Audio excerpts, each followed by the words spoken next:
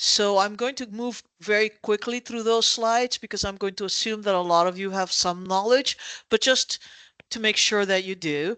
And then we will get into the conversation because really my goal today is how can I be supportive of you?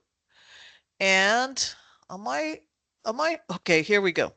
There you go. I was So going to say it's not yeah, I in was going to say presentation mode, but it it's not looks in good now. presentation. I thought I had clicked that, but I hadn't. We're So good. just so you know, the IB is a global organization. We actually started out as creating a high school diploma for students to move across countries, um, particularly in Europe, but moving throughout the world, and we have grown from that. Um, Everything that we do is based on something that we call the learner profile. These are traits that we're trying to nurture in our students. And as you can see, they relate very well to sort of the tools that students will need to learn in the 21st century. So if you look at our learner profile traits on the left, inquire, knowledgeable, etc., they really do translate really well into those 21st century skills of interdisciplinarity, learning and innovation, information skills, and life and career skills. So when you think of the IB program as a curricular framework, think of these different types of skills here. So where is IB? IB is all over the world. As you can see, we are close to 5,500 schools at this point, and growing all the time. But what I want to point out to you is two things. The first one is that the United States is actually the largest IB market in the world. And diploma program and the career-related program, which are the ones that we're going to focus on today, are the high school leaving credentials. And so the blue line and the purple line showing that indeed the IB in the US is quite strong. But of course, we are in all different regions of the world, and we do have a primary and a middle years program where we also have quite a few of these present in Indiana already. So we're excited to see the pipeline moving forward to the two end of high school credentials that are the diploma program and the career related program. So another thing that I always like to point out is kind of do some myth busting about who IB students are, because we're close to 2,000 IB World Schools in the US. 89% of these are public schools, and of those, 62% are Title I. So many of our students, a majority of our students, are actually coming from underrepresented backgrounds and are in Title I schools, and that includes our diploma and career-related program students. So at the end of high school, there are really three IB options for students in the ages of 16 to 19. One is the traditional full diploma, which I will go into some detail in a moment, but that's kind of probably what you've heard of. The 6 subjects attended SAT, OK, etc. That's the high school leaving credential as a whole. Then you may see a lot of students who are doing diploma courses. They may be doing one or more subjects. They may be students who are combining 3 or 4 different types of education, or perhaps are doing a variety of options in high school, so they don't have time for the full diploma. But those students in the United States, there are quite a few students that will be in a public school and will choose to do a couple of IB subjects instead of the full diploma. And then we have the career-related program, which is our newest program, started in 2012. And in that case, in that program, students take 2 or more diploma courses, they do a core, and then they combine that with a career pathway where they focus more in depth in a career. So where in Indiana are we? We are about 45 programs at this point. This slide is from a year ago, but as you can see, there's quite a bit of diploma programs, 18, 19 programs going on right now in the state of Indiana, and the CP is growing fairly consistently. And where are we located? Well, no surprises there. Indianapolis, Bloomington, Evansville, South Bend, so sort of the areas that have really adopted IB. Now, these are the top 10 universities that we have received IB transcripts by volume. So you can see here, Purdue University in West Lafayette is one of the strongest. And then your orange is going to be Indiana University at Bloomington, and so on. So I thought it would be nice for you to have a sense of over the last 10 years what you're seeing, and you're seeing tremendous growth for sort of those two sort of very popular institutions, but there is a steady stream of IB transcripts being sent to the state of Indiana, both from in-state and from out of state, as well as from international students. So there we go. This is the breakdown. So from the rest of the world, you're seeing, thereabouts 500 transcripts. Um, from out of state, you're seeing the sort of that 500, and you're seeing about the same amount for in-state. Now, I will think that some of the growth in in-state might have happened during the pandemic years, but I think it's interesting to note that it does fluctuate up and down and has settled at around 500. I do think that the new transcript and the new credit policy that you're about to enact is going to attract loads of international students to come to you.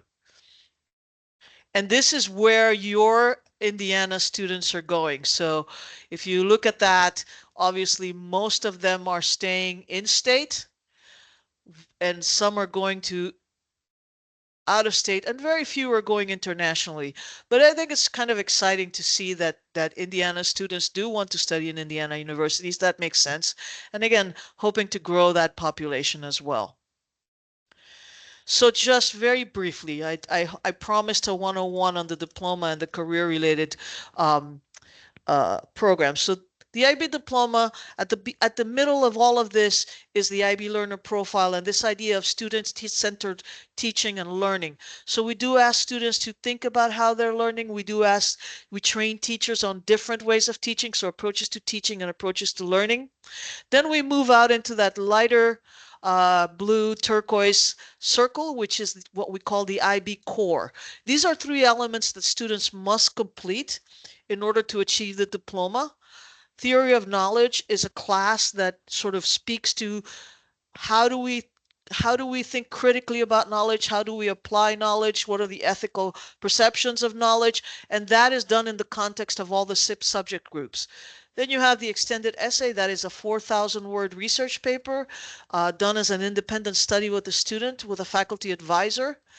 Then you have creativity, activity, and service, CAS, which are the co-curricular activities, which are moderated through a journal.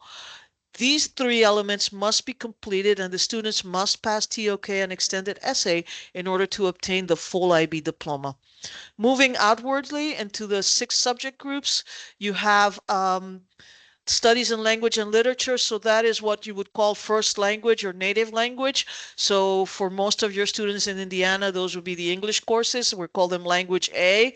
And we offer 3 different courses there, both at the higher and standard level. And I will explain that in a moment. Then you have group 2, language acquisition. Modern languages, foreign languages. They're referred to in a variety of ways, but we do require every student in IB who's doing an IB credential to have a language learning experience. And so students can take higher or standard level courses in a second language and even in a third language, or they can take 2 languages at the group 1 level.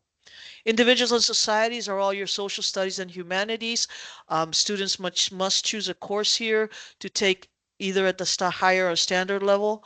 And then you have group 4, which is the sciences. Now, we have all the traditional lab sciences as well as a couple of other sciences, but the real focus here is that these are all lab sciences. Mathematics, there are 4 different courses depending on whether the student is headed to engineering and science or whether they're headed to finance or even perhaps are not necessarily going to study a field related to mathematics. And then the arts. The arts are all performance-based, so a portfolio or a performance or a piece of music that the students has written. Students must take 1 of each of these, and 3 of them must be at the higher level, and 3 of them must be at the standard level. Like I said, I will explain higher and standard in just a moment.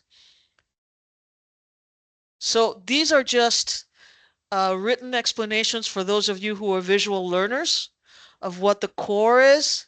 and what the requirements are. Since the presentation will be shared, both the recording and the slides, I just wanted to make sure you had this in there.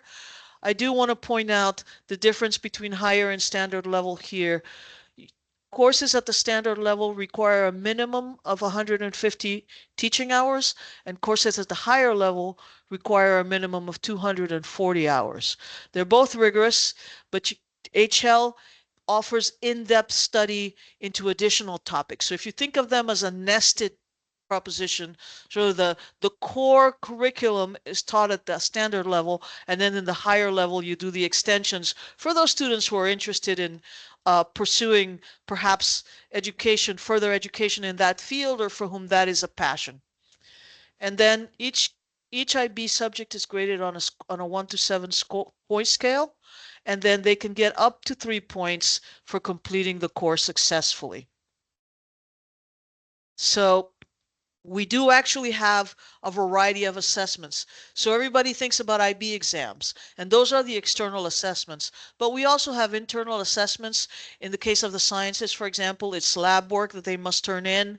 In the case of the languages, there are text interpretations that students must record. There are a number of different ways, and that is usually worth about 20% of that final grade. You will be getting school-based grades as a mid-year grades because IB grades don't come out until after the students have completed their exams. And the IB exams are, of course, graded by IB examiners that have been trained by IB. They're faculty from all over the world. So we train across countries and across regions to make sure there's no bias in our grading. So both higher and standard level courses are meant to span 2 years. Standard levels at 150, higher levels at 240. What I like to say here is, if you look at this in university terms, remember that this was designed for students that might be going to European universities as well as to US and Canadian and UK universities.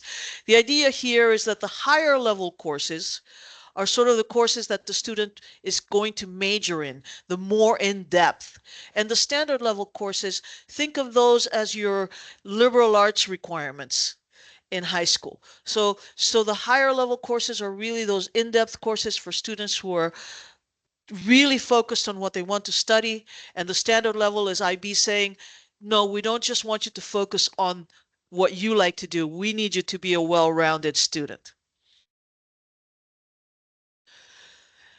Now, in the career-related program, we've taken technical skills, employability skills, and academic skills, and combine them into a hybrid program. So students will do, again, I'm going to focus on the little circles. Approaches to teaching, approaches to learning, learner profile is the same. But when we move out into the core, you can see that the requirements are slightly different. So you have service learning, and that is going to be focused on their sort of their career pathway that they have chosen. A reflective project, which is very much like the extended essay, but it's a 3,000 word paper, and this one focuses on an ethical concern within their area of study, their career pathway.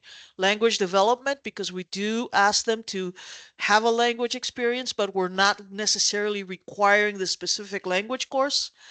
And personal and professional skills, where students do learn those employability skills. How do I present myself? How do I communicate clearly, etc. So that is the career program core. And then at the outer rim, you will see the diploma program courses. Students are required to take a minimum of 2 diploma program courses.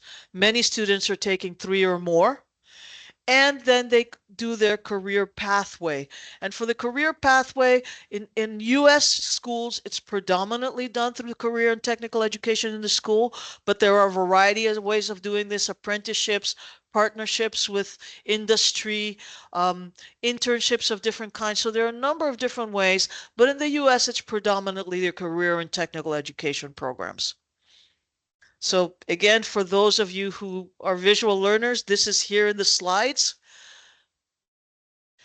And I don't know, Jessica, do we want to stop and ask if there are any questions about these things before we move forward, or would you like to do questions at the end? No, I think that's fine. Just depending on how many questions we have, we might have to cut it off, but let's go ahead and open it up and see if anybody has Let's any give a couple of questions. minutes for questions. I won't be able to see everybody, so if you want to call on them or Yeah, yeah. I'll be looking and I'll monitor the chat if somebody doesn't want to come off mute, but feel free to unmute yourself and ask questions.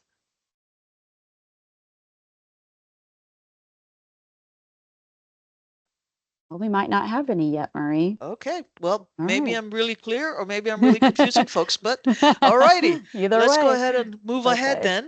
Sounds good. So just the IB has done a lot of work on validating how well our students do.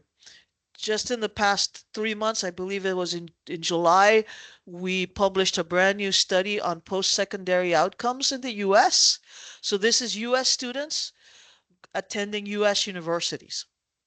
So the first thing I want to point out is that the persistent rate for IB diploma students, and I think this graph is really exciting because it first of all, if you look at the national persistence rate is at 72% to go beyond first year.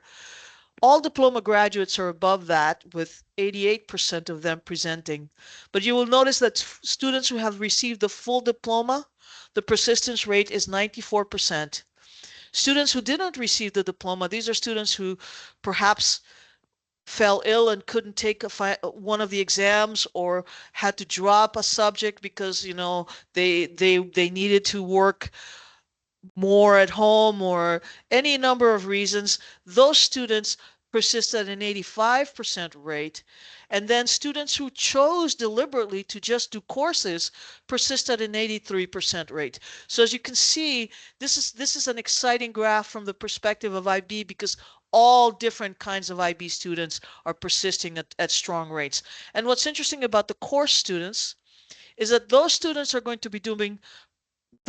tend to choose to do standard level courses more than they do higher level courses. And then our graduation rates for diploma in 4 to 6 years. And again, you can see diploma recipients almost 30% above the national rate at the 4-year graduation rate. And on the national perspective, all diploma students, whether they're course students, students who didn't achieve the diploma, or students who received the diploma, all of them are graduating in 4 years at about a 15% higher rate. And if you look at those rates for the 6-year graduation rate, of course, they're quite high. You can see that again, the national rate is 68, and all of these students are graduating in 4 to 6 years at a considerable rate higher than their non-IB counterparts. Now we're going to talk a little bit about the ACE recommendations. The American Council on Education, I'm sure that most of you are familiar with it. It's an organization that examines credentials and makes recommendations to university for credit.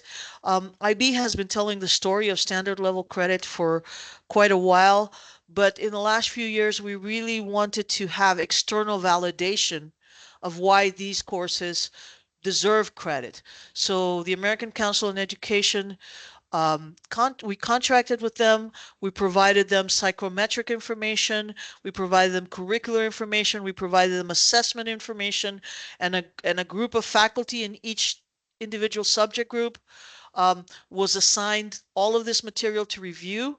And we're very excited to say that they have the American Council on Education for the 19 most subscribed IB courses in the US and Theory of Knowledge have recommended at least 3 semester hours of credit for IB scores of 4 or higher for standard level subjects and for scores of C or higher on the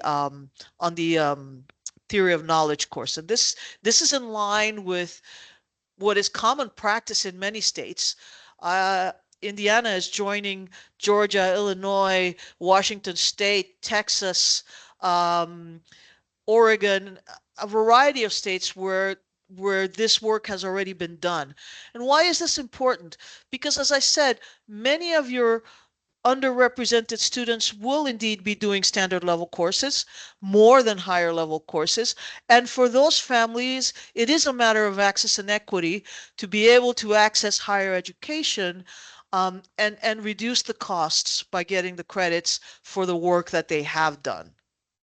So if you go to the ACE page, it is linked here on the slide. They actually have each subject, the recommendation for that subject, and then they have crosswalked it to a subject in U.S. universities. So there are common names, not necessarily specifically for each university, but sort of the common names for these subjects. And I think this will be helpful as faculty review. They can take this as a starting point of their own review. So we're very pleased with this, and we hope that this will help you in your process. So how can we support you? So we work with universities to help them draft, create, refine recognition policies. In the case of many of your universities, you already have policies and you're simply updating.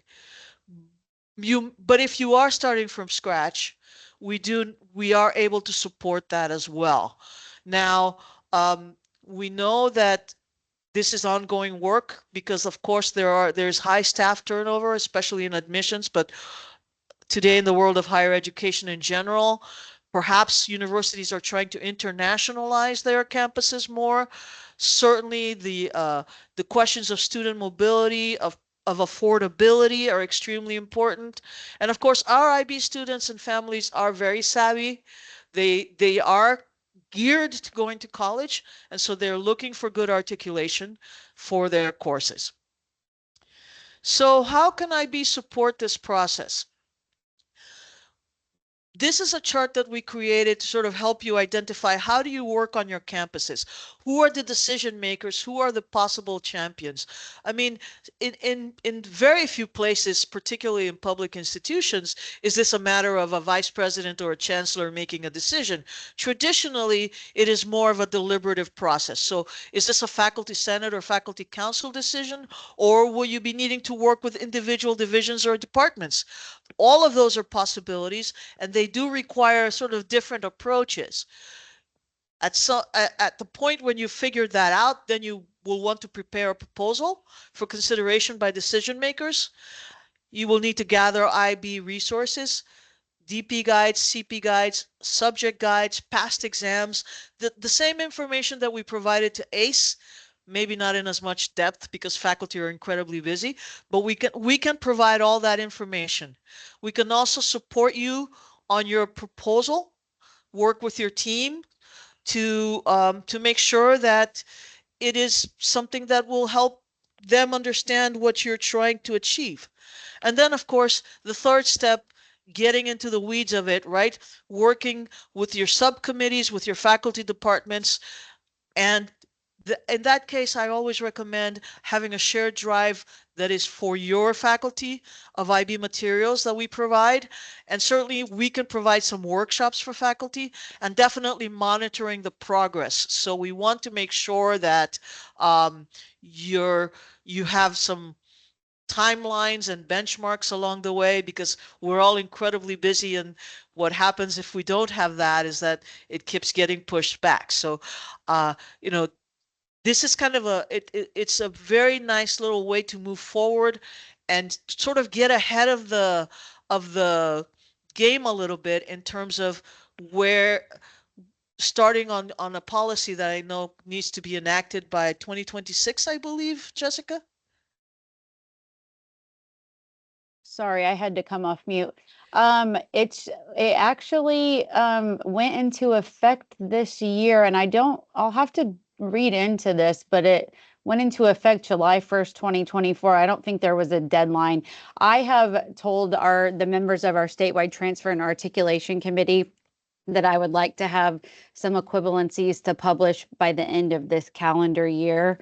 So we'll see how this review goes and if we're able to do those. I have a lot of, not to get off on a tangent here, I have a lot of preliminary equivalencies from the prior years, but I think the purpose of this webinar is to maybe get more in-depth knowledge and to update a lot of those equivalencies that have been identified. So I think we're at a good place in Indiana right now, just to Yes, you jumpstart this. you have been doing great work, and also having the ACE evaluations already is a good jumping point. You're not starting from scratch, both in Right. Indiana and with ACE. So, um, you know, this is quite doable by the end of the year. I think with all of us collaborating, I think it can easily be done. That's what I was going to say, especially the fact that you're willing to provide support for our members on the call today. I think that's very helpful.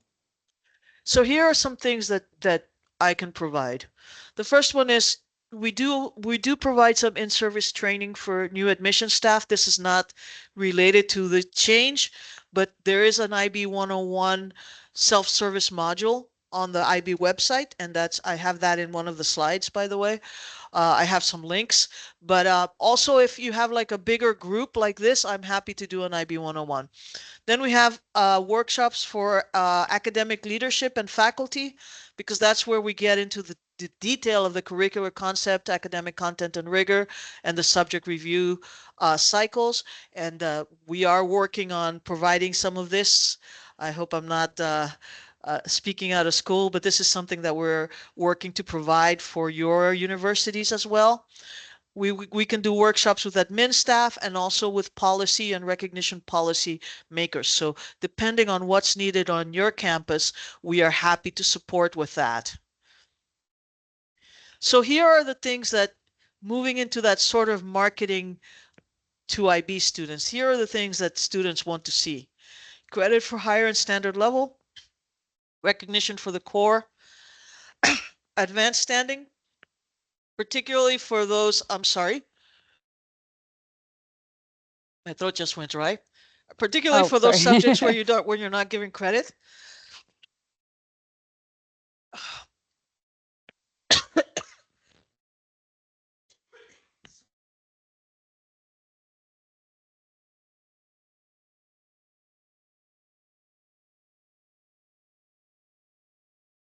Tis the season for that, I think. Was having that issue earlier today.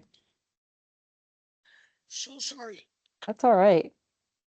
You can read this and I I will was gonna try to say, recover. I'll pause and ask if anybody has any questions before we go on.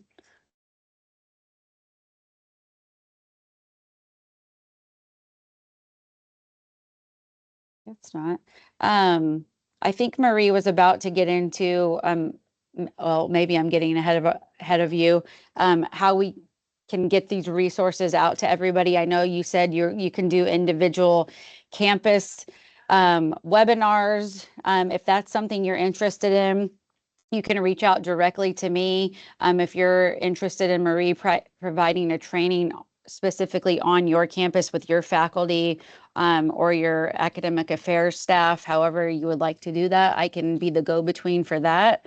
Um, and then Marie, if you want to talk a little bit about how they get access to the resources, is that something that they need to connect with you first? I know you mentioned that you had a drive with a lot of information in it when we talked. I am about to pull up the IB website. Okay. I wanted to show you this. I wanted to show you this website because it does have everything on here that you Okay, that's what I thought. Yeah. I mentioned this at one of our meetings recently. So let me go back to sharing. Okay, I was going to say, I don't see your screen yet. Uh,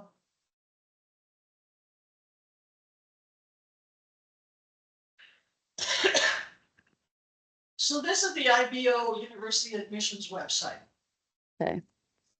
And as you can see here, there are a number of ways in which we can support you. The first thing is how to develop your recognition policy. So if you click here, there will be a number of resources on how to do that. And then once you've used guidance on developing a policy and all of these things, you can go to adding your recognition policy to our database. So the IBO has a database where universities will show what their policy is and be able to market to students directly. So if I showed, so I will show you, for example, if I wanted to, So they will be able to search other universities' policies on here? right, and then they Oh, will also be that's able to helpful. upload their own. Okay. So I'm just gonna show you what's in Indiana. I'm not gonna show you what's in California, we don't need that. But if I put in, Indiana here, and I wanted to do that instead of putting a screen grab in there, because as you can see, all of these are universities of Indiana. Some of them we have provided the information, some of them you have provided the information. Okay. But but if I go, for example, to I think Purdue is actually a nice example here. You will see how many transcripts have we sent in the past year.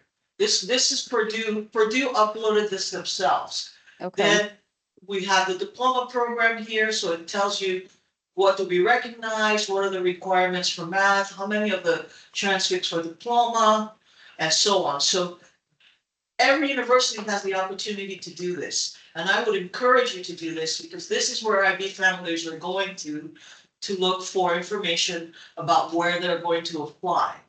And you have the opportunity here to showcase your policy. So I really wanted to show you that, but then I want to go back to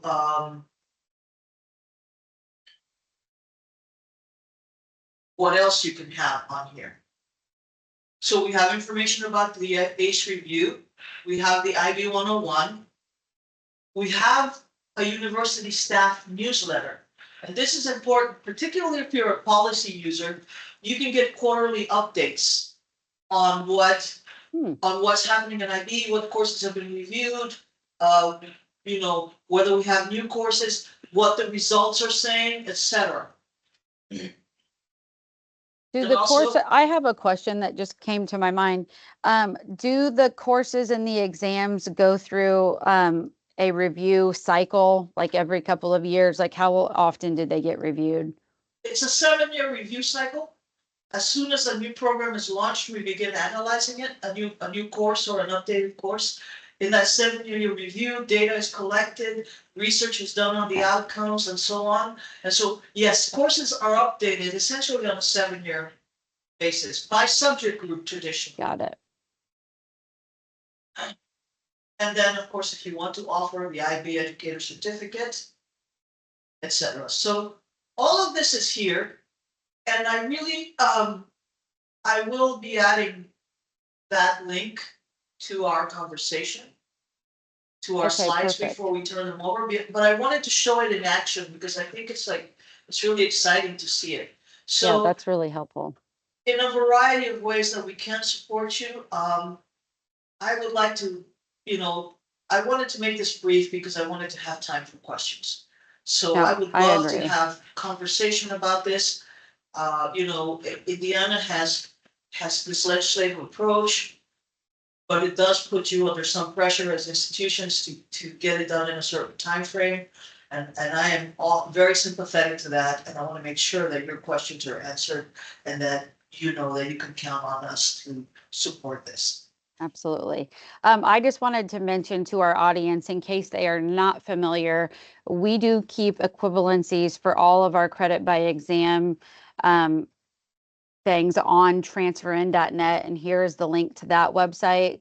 So that will be our source of truth in Indiana. Once you at your university through your stack member turn over those equivalencies to us, those will be housed there. So Marie, you and I probably need to talk about how we can make sure that what I have on my website aligns with what they have on your website. So you mentioned on that where you showed us the universities that have credit equivalencies published on the IB website, and you said it was up to the university to make sure that's uploaded.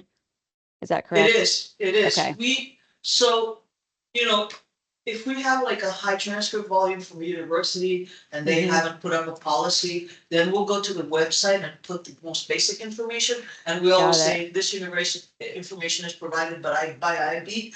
But student, but it's much better if the university enhances that, uses their logo, their statement, because Yeah, we're not gonna make stuff up. We're just gonna say, right. okay, we sent this many transcripts and we found this on their website. But Got but it. you have much more control over that. And I've just put in the chat the the link to the IB Perfect. resources as well as the link to the database.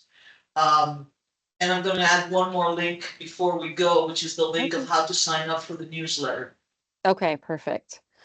All right. So, like Marie said, we will share these slides out so you'll have access to, access all of her resources. It will have her contact information.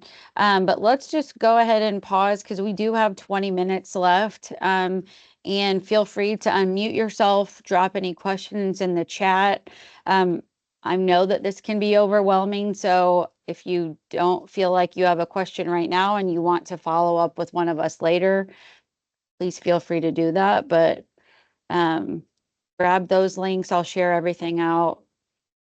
Probably tomorrow. I have to go through a process to get this uploaded to the cloud so I can share out the video.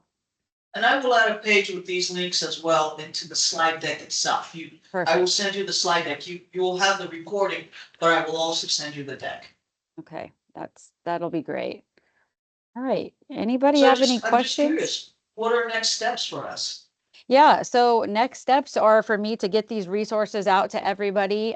We have a STAC meeting, the Statewide Transfer and Articulation Committee that I keep mentioning. We have that on the 23rd of this month, so we'll be talking about it then. And really, it's in the hands of the institutions right now. They know what their charge is, so they need to figure out what that looks like you said, on their campus. Michael, go ahead and unmute yourself. You have a question. I do. Thank you, Hello. Marie. Hi. Um, so these materials, there's a lot of interesting information up here and everything about the program. What we need to be able to articulate or to review our articulations. I'm from IU Bloomington, and we articulate a lot of courses already. Um, what we need to be able to review those and update them is review materials.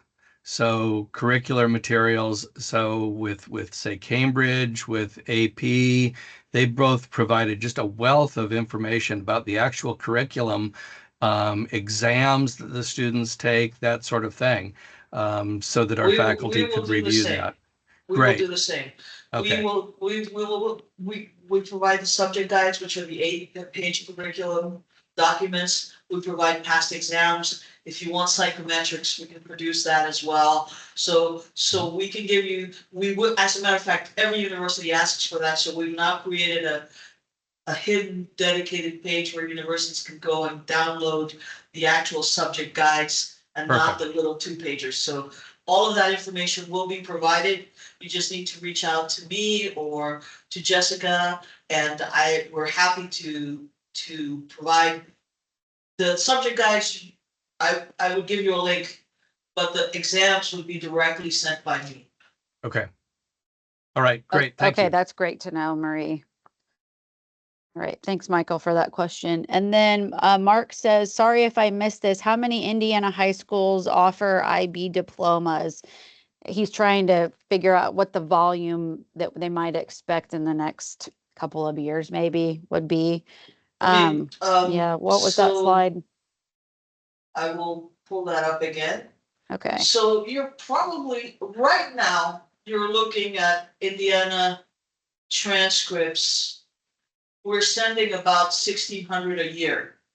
I would okay, imagine that that will increase if we have better policies, yeah, because we know that students are looking for that. right. And I will say that I'm sure most of the people on here already know this, but these IB equivalencies will be incorporated into our My College Core tool for schools that are using IB courses and exams to help complete their Indiana College Core, which is our block of 30 general education credits that lead to a certificate that can be earned through dual credit. So I actually had a school reach out or a system reach out today and ask when that was going to be done. So we are in the midst of building that whole IB database. Those credit equivalencies will always be able to be updated. So even when we build the database, your school can always update your equivalencies. And we have about 22 in DP and 3 or 4 CP programs in the state of Indiana right now. Okay. But that is a growing number. And of course, all of the out-of-state and international students that are also getting the GIS. Absolutely. All right. Anybody else have questions? Thanks. Terry put a comment that the IB website has a search tool where you can search by state and school type and see who offers it and see the schools. That's Right. helpful. That is helpful. And you know, that's the find a school option on the website. But let's not forget that there's a goodly amount of students coming from international and from out of state who are sending transcripts to Indiana as well. All right. Well, I expected a lot more questions from this group, but I guess you did a good job in presenting. Well, And that's good to know. they just want the materials. So we'll be sure to share that out. Yeah, and Jessica, if you would like to work on having like a centralized space where you can hold the materials, we can do that.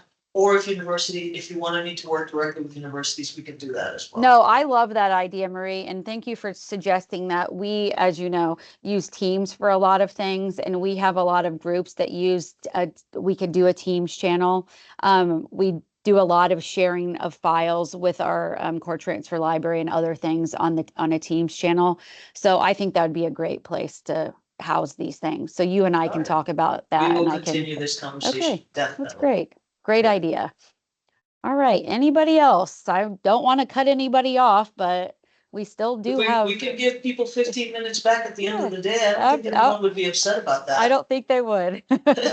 Well, I so appreciate your time, and I appreciate the fact that you and your team are willing to, help our universities work through this process. I think that everything that you've offered today is going to be very helpful. And I will, thanks for she dropped her email in there, but please reach out to me. I should have the recording out to you, if not tomorrow, definitely by the end of the week. And then I will work on getting a Teams channel set up, and Marie and I will talk about how I can get those resources from her. So we'll get these out right away so that we can get you guys hooked up with the actual slides with links and everything. And I do have to, before I get a Teams channel going, I have to go through my technology department at the state. So that takes a little bit longer, but we'll get everything else out to you. So, okay. Thank you very much, thanks Jessica, so much, for hosting Marie. us. Absolutely. And everybody have a great rest of your day. Thank you for joining. Thank you. Bye-bye. Bye.